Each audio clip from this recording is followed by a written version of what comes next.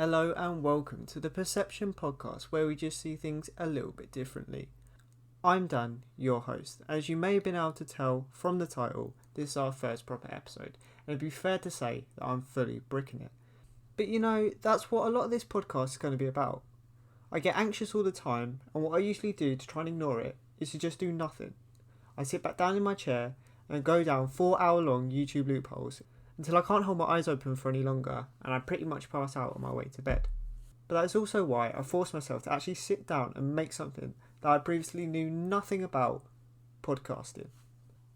I decided that I wanted it to be centered around mental health and people's experiences, and after watching a couple of videos I realised that I needed an intro, outro and branding.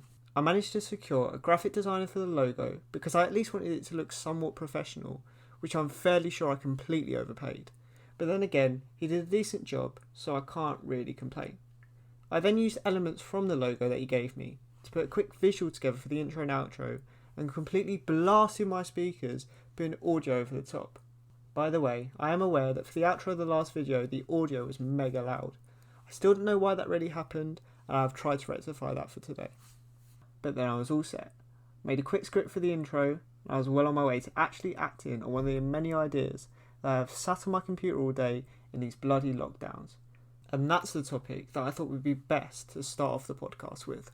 So without further ado, welcome to today's episode: the coronavirus's impact on people's mental health. Now that pesky little intro bit is out of the way, I'm actually going to do something really frightening. I'm going to go off script for the first time ever on this podcast so far. I know I've only done a little bit of the actual intro and the first couple of minutes of this episode, but believe me, the script helps so much. I normally mumble and I talk way too fast, so just a little disclaimer here. I'm not going to be perfect at this. This is my first time ever doing this. But here we go. I think I've already said this, but I've written a couple of notes of basically what I want to cover. I just wanted to talk about mental health in lockdown and the pandemic in general. So as somebody who has suffered with anxiety for a large part of my life, I thought this would be a fitting way to start off the kind of conversation bit of this episode. With the pandemic, you can never know really what's coming next, and that can be a bit scary, especially to people who already suffer with kind of these paranoid-like feelings inside, because you already feel quite worried about normal everyday activities. At least I know I do with anxiety, and then when something as serious as like a worldwide pandemic comes across, and there's no routine to it, and there's nothing you can base it on that you've already experienced, it can be a bit frightening. With all the new statistics that are popping up from the government and various other sources, you just really never know who to trust. You hear Boris saying one thing 1 minute and then completely changing his mind the next minute because he's trying to stay politically correct or trying to stay on the people's good sides. And the way I found that I've best kind of dealt with this anxiety, as well as the obviously normal stuff that anybody with anxiety will tell you that they get anyway, and this just kind of adds on to it, I've just kind of taken my mind off it really. Now, I'm a person that really enjoys government and politics and just knowing what's going on. I'm a bit of a control freak, if I'm being honest. I need to know what's going on so I can plan my day and I can know that to the best of my knowledge everything's going to be okay. But with this sort of thing, that just kind of throws it all off kilter. So what I've kind of tried to do is, even though for a 17-year-old, I really like the news compared to other people, I've tried to kind of stick clear of that and only focus on the really severe news where it's like, what day are we going back to school, like March 8th, or the R rate's gone up by a really worrying amount or something like that. But day to day, when it's just little updates here and there, I've kind of steered clear of it. And my mum's just kind of updated me when she has to. But I think this sometimes can be not the right way to deal with it if it's like real life events and there's a problem in your social group and you're trying to deal with it. Trying to just escape it and not facing it up front is never the best way to deal with it. But I think something that's completely out of your control and something that is just going to end up eating you up inside if you just keep thinking about it.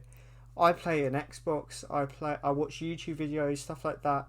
I just find occupying your brain and going to school and really getting invested in stuff like that can often help take your mind off things and can put you in more of a not a positive outlook, because you might still feel that like residual worry or anxiety, but just in general make you feel okay.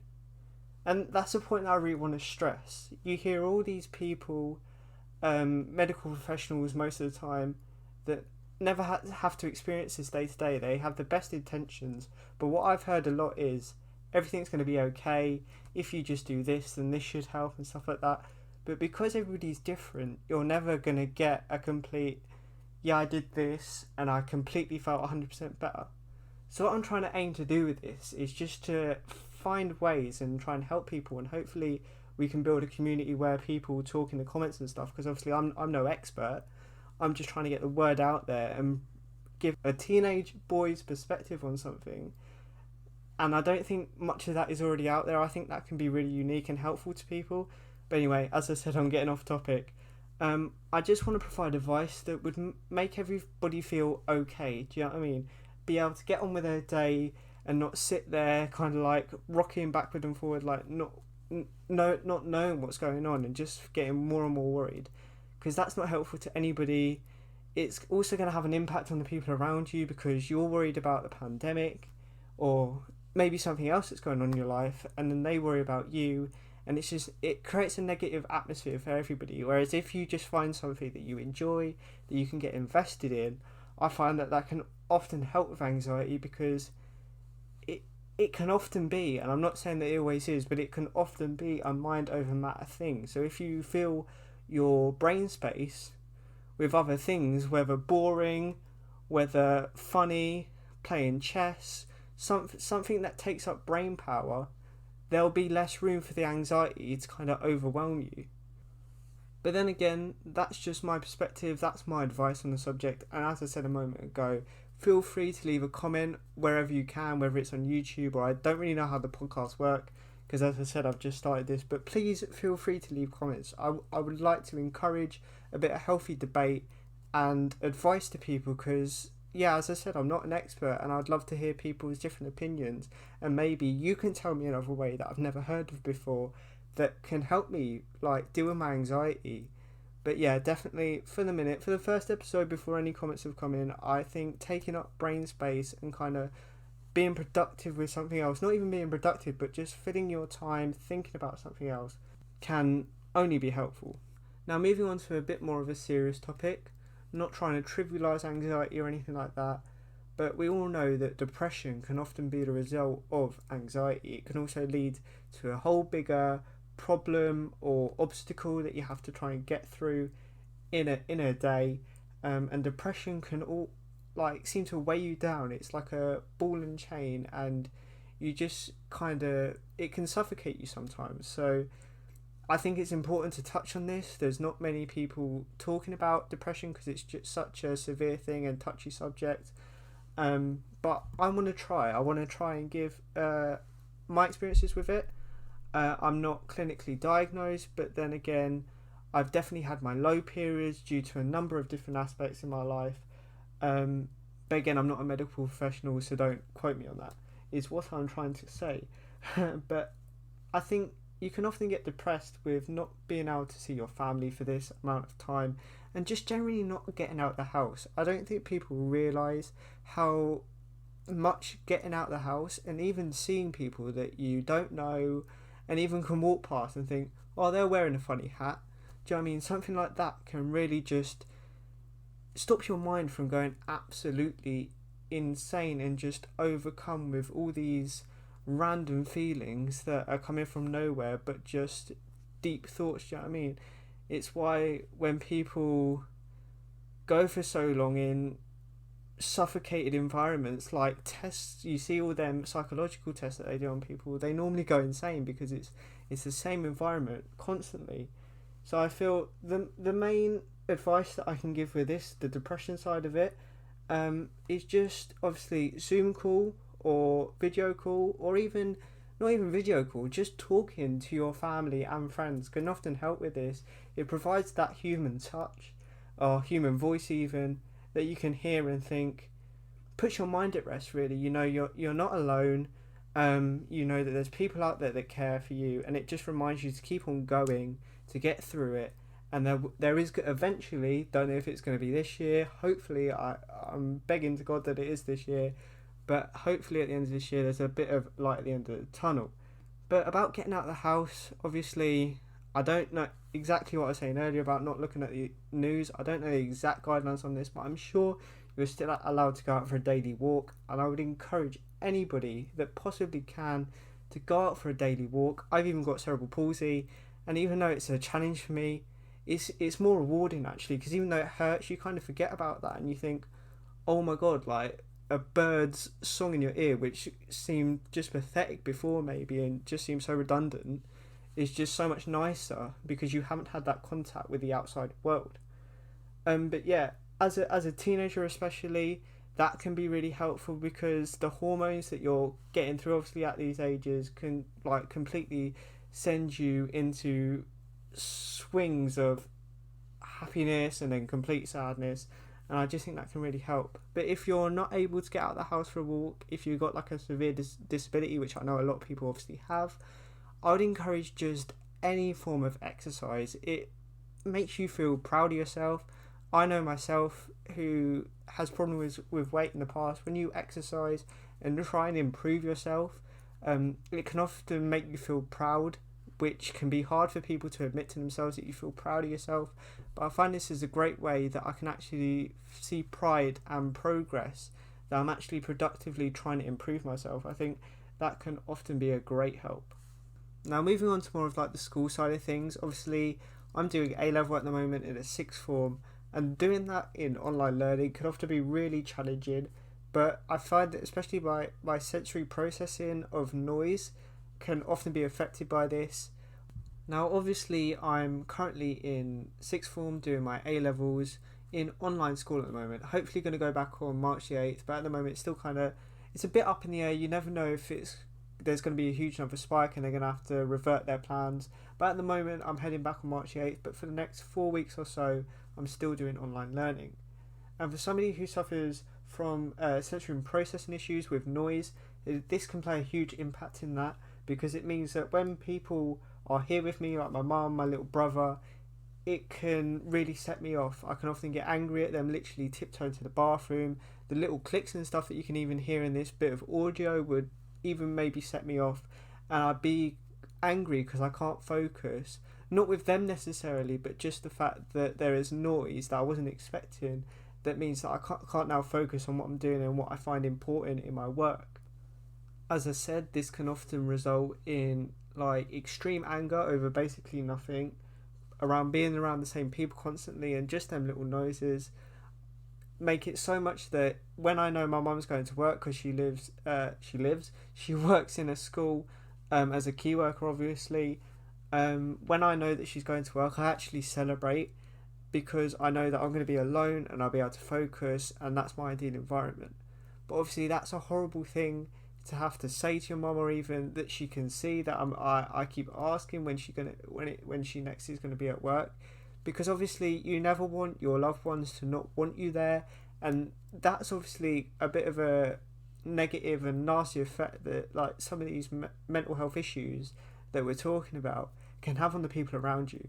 I think it's very important to remember not only what you're going through, and that there is definitely always other people that are going through the same things and that can help you, that also you can have a really big impact on not only the people around you but their mental health also. You can often, at least I know, I often create a negative atmosphere without even meaning to sometimes, and that's just a horrible feeling.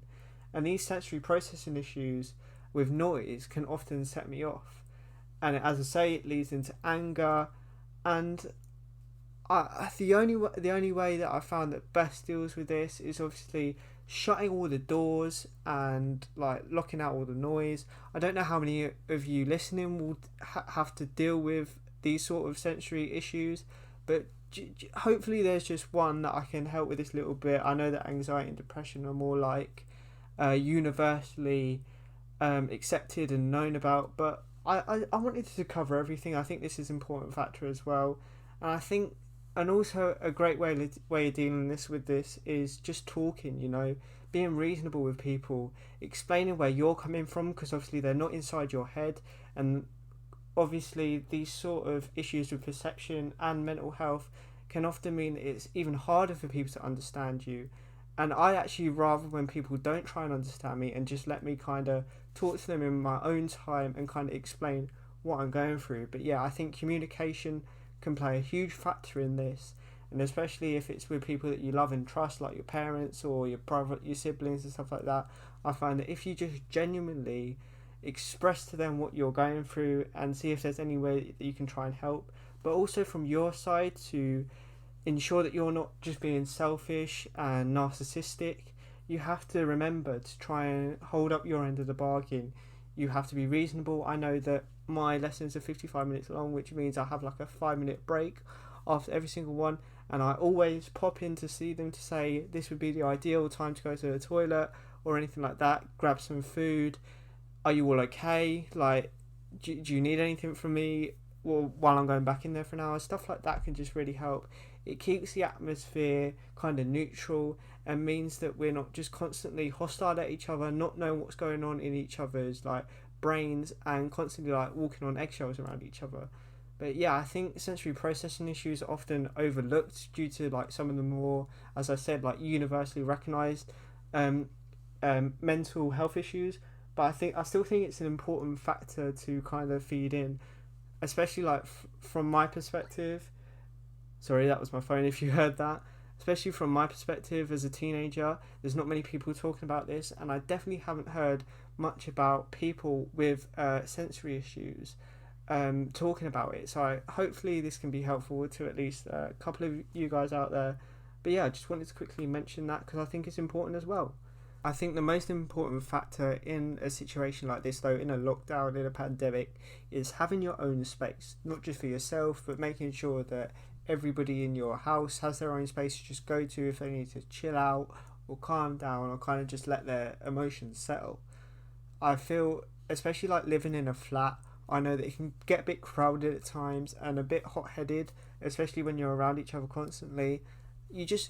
I think it's essential that even if it's a small space, even if it's like the bathroom that you can lock and just go away to, even if it's all the same space for everybody, I think it's great for somebody to have a place to go where they can just calm down, chill out, remember that it's not that big of an issue, because it normally isn't. It can often be something really small that just tips you over the edge. You've been building up all day and then that little tiny thing just tips you. But I've found that obviously I have a bedroom, I find that coming in here, writing things down for this podcast or getting things sorted for school or playing a game of chess or stuff like that, just having your own space to just do what you want, giving yourself time to just remember to chill out. Not everything in the world is so important. You're also supposed to have a little bit of fun here and there. Do you know what I mean? Doesn't have to be so serious all the time. Just remembering them sort of things in such a hectic period is so important, I think, and it's so important to stress that to you. Also, I know I kind of talked about this a little bit earlier, but I also want to say that to people that obviously have to deal with stuff in their daily life, and even people that have to care or like constantly be around and live with people that obviously have this extra obstacle that they have to deal with on a daily basis, I often find that saying that let's not find a solution to kind of get over it or kind of like get past it. I often feel like saying that you have to get through it is the best kind of, I guess it's not really an analogy, but kind of analogy that you can use, because mental health is not something physical. It's not something you can go, oh, I've dislocated my knee, let me just pop it back in again. It's the mental aspect of things is often a lot harder to comprehend and understand, and I feel like getting through it's the best way of describing it. And often when people can say to me, oh, like, just get over it, come on, let's get past this, it can often trivialise it rather than finding like a productive way to actually try and fix the problem rather than just ignoring it. And it's especially important to remember for the people around you, I think, that if something happens in this lockdown period that maybe like you get a bit hot-headed and you have a bit of an argument or something like that, it's always the best idea to just give people the time and space that they need to kind of understand it themselves. And maybe if somebody who instigated it is ready to kind of say sorry and forgive and forget, remember that like obviously everybody's different and they're gonna take different times to kind of like get to that resolution stage. And I just want to stress the importance of just saying get through it, because life can be challenging sometimes, you know, and it's not just a case of, as I say, just kind of like moving out of the way, or it's not like a trivial thing that you can like put in this little box. Like the often masculine stereotype is kind of like box all your feelings up and like put them deep down. That's not helpful, because they're just going to come back up a million times bigger. It's like trying to force a cheeseburger down your throat and the vomits. I know that's a bit of a, why did I choose this, but that's a bit of a weird thing to say, but the sick that comes up is like a million times bigger. Do you know what I mean? And it's exactly like that. I just feel that hopefully with this, people listening don't feel like I'm trying to minimalize. Does that apply here? I don't even know. I've kind of given up on my vocabulary at this point, but trying to marginalize, I think that works. Their issues, obviously mental health is a huge thing, and the world's finally trying to get kind of a grip of it and trying to tackle it as best they can. I think that's good. I especially think that it's so important that men and boys start talking about it and opening up a bit more, which is exactly why I've chosen to do this sort of thing. But yeah, all of these little issues that I've mentioned, anxiety, depression, social isolation, processing issues, and even like that little bit of residual anger, you don't get over them sort of feelings if you just do that. They will just envelop you and they'll overwhelm you, and it's just best to tackle them on the head. Maybe my solutions will help with you, maybe they won't. Maybe you go to a different podcast or ask a different person and they'll give a different perspective. And that's exactly what I want, and that's exactly what, again, I'm going to encourage you guys to do. Anybody that's listening to this, whether you have a mental health issue, whether you've suffered with your mental health before, whether you look after somebody with mental health issues, or whether you just know somebody with mental health issues, and you have an event that you want to ask people about, or you want to offer some advice, please leave it somewhere associated to this podcast. Either I'll answer you, or hopefully eventually in the future, I want to get an open discussion going. I want people to offer advice to each other and help each other. And I think that would be really, really helpful and supportive to a lot of people. And now that we've moved on from that bit of a ramble and bit all over the place, and I don't know how it's going to sound when I try and put this audio together, but hopefully it comes out all right. I want to move on to like a segment that I want to start, which is kind of like a debate segment. And the question that I've chosen for today is it healthy to spend this long in lockdown? And should people with mental health issues and prior history of them maybe be given more support? My main feelings towards this is kind of similar to what I've already said. That's the problem with trying to fill out such a long episode. You're going to kind of repeat yourself a couple of times, but hopefully that's okay. Hopefully you guys understand. But basically what I've put here in my notes is that it's just not helpful if you're not planning to do something productive that's going to fill the time, going to stop it from seeming so long and just exhausting. If everybody says that time goes quicker if you're having fun. I know it's not said like that, but you know what I mean. You know what I'm trying to get at.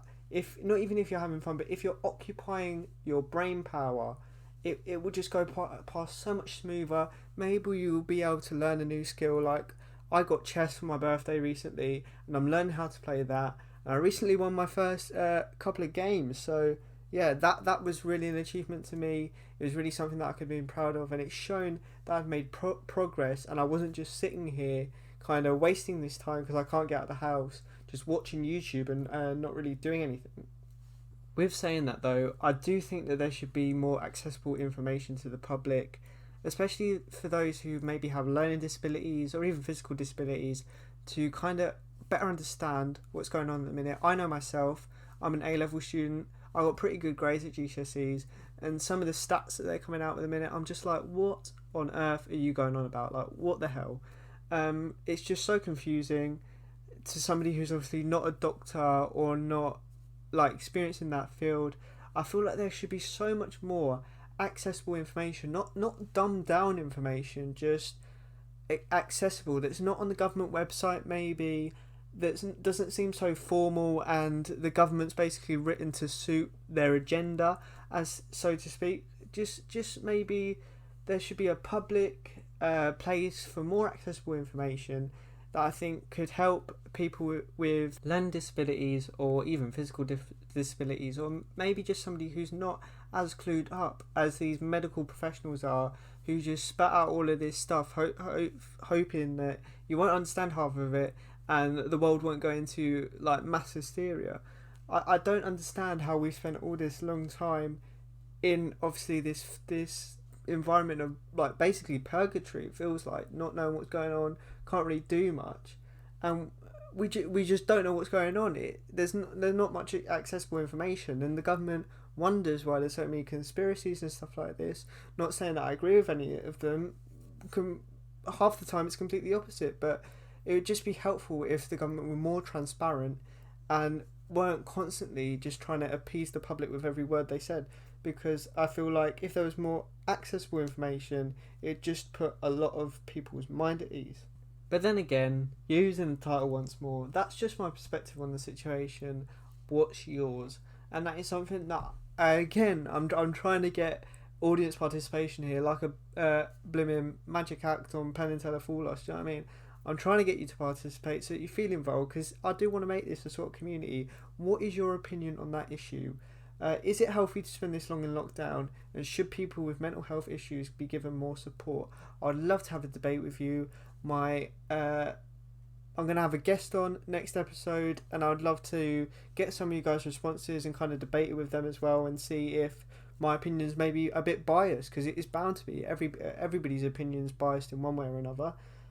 So yeah, I think that'd be really interesting, and I really want to start that every week. Obviously, I'm going to get different guests who are different experts and have different attributes in different fields. So obviously the debate question there might be geared slightly differently, but for this one I just wanted to keep it quite general, so kind of everybody could give their opinion to it. And yeah, hopefully we can discuss that next time. That'll be really interesting, I think. So now that I've completely waffled for like 28 minutes or so, I'm coming to the end of this episode. Hopefully once I get a couple more guests on and get more used to this kind of setup and how you have to fill out a podcast episode, hopefully I'll get more used to it, and hopefully we can make these a bit longer. And when I get a guest on, it'll be more of like a conversation, and hopefully that will help to give more detail and more give more dense episodes to you guys, because I want to give you as good content as I can possibly put out there. So I'll be very interested in hearing some other opinions and starting this sort of open community that I want to create between the listeners. Also, I'd just like to remind you that if you don't agree with my reasoning, then I'd be happy to have the debate. Honestly, I'm a bit of a nerd, and I find debating really interesting. I know that's a bit weird, but there is no need to send hate to me or anybody else in the comments. I'm sure you can leave anonymous comments down there, so like they can't personally attack you or anything like that, but there's just no need for that. I just want to create like an open discourse so that we can help with people with stuff that's not really talked about at the minute, and especially from the like male side of things, it's kind of like a shunned kind of topic. It's still very much that kind of macho stereotype and mentality that I think we just kind of have to get rid of. Just because you're not macho doesn't mean you're feminine or that you're vulnerable. Do you know what I mean? It just means that you are okay with who you are. You're secure with your identity, and I think that's actually a positive quality in people, and it actually shows like personal confidence, even if they're not the most confident talking like I am. As you can probably hear, I get really nervous with talking, even talking literally to my computer, and especially in public, but I'm really confident with who I am as a person, and I want to try and help maybe younger, maybe a bit older people try and find that for themselves. But apart from that, I'm really excited to announce that this podcast is now available on most streaming services. Hooray! Not just Spotify and Apple Podcast, is it called? I honestly don't know. iTunes, that sort of thing. As you can tell, I'm not a podcast guy, even though I'm making a podcast. I know that makes absolutely zero sense, but it's also available on YouTube as well. So if you want a bit more of a visual, it's not much. Obviously, I don't record these episodes yet. I don't have a proper camera or anything like that. Hopefully I can do that in the future if this kind of gets a bit more credible and we build that kind of core audience that I'm looking to build. But at the moment, obviously it's just an audio with a bit of a visual, but I think it's quite fun. Go over and check it out. The YouTube channel is called The Perception Podcast, obviously. And if you are a bit like me and you need something to be fixated on, then maybe that will help kind of keep your focus and listen to the whole episode. So if you're listening to the audio, please remember to share and download so that we can get the word out there as much as possible. That would be really helpful. And if you're listening on YouTube, if you could like, comment and subscribe, you know the drill. I'm sure most people out there watch YouTube. It would really help us out and I really appreciate it.